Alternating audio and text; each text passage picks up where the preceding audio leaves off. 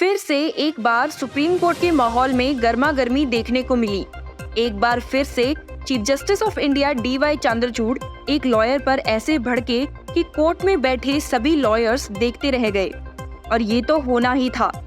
Chief justice of India जो कई important cases की हियरिंग कर रहे हैं, अपने इस बिजी शेड्यूल के चलते नॉर्मल सी बात है कि वो इस वक्त कोई भी ऐसी बात टॉलरेट नहीं करेंगे जो उनकी नजरों में सही नहीं है, स्पेशली उस सिचुएशन में जहां कोर्ट में बेफजूल की PILs लिस्ट की जा रही हो। कुछ वक्त पहले हमें ऐसे ही एक PIL में चीफ जस्टिस ऑफ इंडिया के शार्प रिमार्क्स सुनने को मिले थे, जहां पे उन्होंने एक पिटिशनर पर बॉम्बे हाई कोर्ट के newly appointed chief justice Devendra Kumar Upadhyay के अगेंस्ट पिटीशन फाइल की थी, इस ग्राउंड पर कि उन्होंने अपनी ओथ में आई वर्ड का यूज नहीं किया है। Chief justice of India DY Chandrachud and justice JB Pardiwala and Manoj Mishra के बेंच ने जब इस मैटर को सुना तो वो काफी शॉक और हैरान नजर आए। उन्होंने पिटिशनर की इस PIL को फ्रिवोलियस और एक पब्लिसिटी अटेम्प्ट बताया। और तो और अपनी फ्रस्ट्रेशन दिखाते हुए chief justice of India DY Chandrachud remarked, "There is a limit to frivolity in the Supreme Court.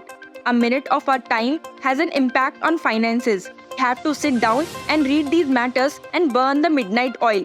This is quite serious." Petition को बिना देरी करते हुए डिसमिस करने के बाद चीफ जस्टिस ऑफ इंडिया ने स्ट्रिक्ट तौर पे वार्निंग देते हुए स्टेट किया था, "This is only a frivolous attempt to use the PIL jurisdiction to get some publicity for petitioners. Such frivolous PILs divert the court's attention from more pressing matters and consume valuable judicial resource. The time has come to impose cost on such matters." और उस petitioner पर 5 लाख की cost लगाई थी। Chief justice of India को ऐसा लगा था कि इसके बाद शायद कोर्ट में ये बेतुकी PILs को लिस्ट करने का सिलसिला रुक जाएगा, पर ऐसा नहीं हुआ। एक बार फिर से कोर्ट में एक PIL फाइल की गई regarding maintenance and management of property of Hindu, Sikh, Jain and Buddhist religious institutions. ये PIL और किसी ने नहीं बल्कि BJP leader and advocate Ashwini Upadhyay ने फाइल की है, जो कि पहले भी कई दफा सुप्रीम कोर्ट में पिटीशंस फाइल करते रहते हैं। लेकिन इस बार सुप्रीम कोर्ट को उनकी इस PIL में कोई दम नहीं लगा। PIL की हेयरिंग पर आते ही चीफ जस्टिस ऑफ इंडिया ने उन्हें खूब फटकार लगाई। CJI ने उनसे कहा, "पहले आप अपनी प्रेयर तो देख लीजिए, वो कुछ ऐसी होनी चाहिए जिस पे हम सोच सके।" चीफ जस्टिस ऑफ इंडिया ने उन्हें स्ट्रांगली रिप्रिमांड करते हुए कहा, "आपकी प्रेयर पॉपुलैरिटी गेन करने और मीडिया में बने रहने के लिए है। आप पिटीशन को विड्रॉ कीजिए, वरना हम रिजेक्ट कर रहे हैं।" चीफ जस्टिस ऑफ इंडिया की इतनी तगड़ी डांट के बाद एडवोकेट ने अपनी PIL विड्रॉ कर ली और परमिशन मांगी कि वो दूसरी पिटीशन फाइल कर सके। पर chief justice of India DY Chandrachud ने उनसे कहा कि एक दूसरे मैटर में इंटरवेंशन एप्लीकेशन फाइल करे। इस मामले में माहौल और गर्म तब हुआ जब तुषार मेहता, जो कि कोर्ट में मौजूद थे, उन्होंने बेंच से कहा, "अश्विनी उपाध्याय अपनी PIL की जानकारी सबसे पहले मीडिया को बताते हैं, जबकि कोर्ट पहले इनकी प्रार्थना देख ले।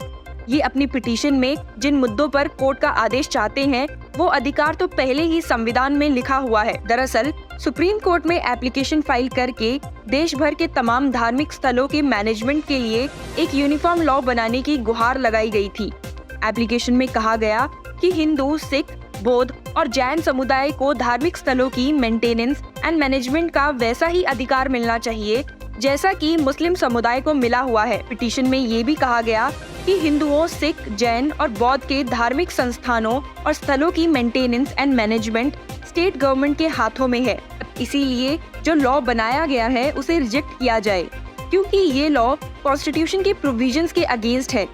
In the application filed in the supreme court by the advocate Ashwini Upadhyay, the central government's home ministry, law ministry and all the states across the country have been made defendants. It has been stated in the application that according to the present law, the state governments control the religious places of Hindus, Sikhs, Jains and Buddhists. Current law के under state government के पास सभी मंदिरों और गुरुद्वारों etcetera का control है, लेकिन मुस्लिम धर्म स्थलों का कंट्रोल सरकार के पास नहीं है। और इसी गवर्नमेंट कंट्रोल की वजह से कई जगहों में मंदिर और गुरुद्वारों की हालत खराब है। आपको बता दूं कि Hindu religious charitable endowments act के अकॉर्डिंग स्टेट गवर्नमेंट को अलाउड है कि वो मंदिर की फाइनेंशियल और बाकी मैनेजमेंट को खुद के पास रख सके। इसीलिए स्टेट गवर्नमेंट टेम्पल्स की मैनेजमेंट को अपने पास रखती है। सुप्रीम कोर्ट में दाखिल पिटीशन में कहा गया है कि कॉन्स्टिट्यूशन का आर्टिकल 14 इक्वालिटी की बात करता है और article 15 prevention from discrimination before the law की बात करता है। Gender, caste, religion and place of birth etcetera के आधार पर किसी से कोई भेदभाव नहीं हो सकता।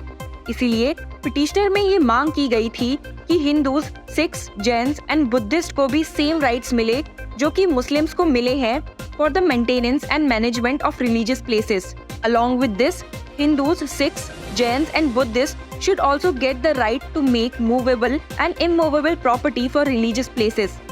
पर जैसा कि आपने सुना कि ये petition chief justice of India को बिल्कुल भी कंसिडरेबल नहीं लगी और उन्होंने खूब डांट लगाते हुए इसे विड्रॉ करने के लिए कह दिया।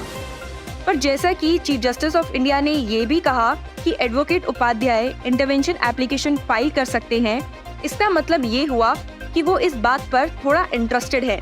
आपको क्या लगता है? Share your views and keep following law chakra for more such news.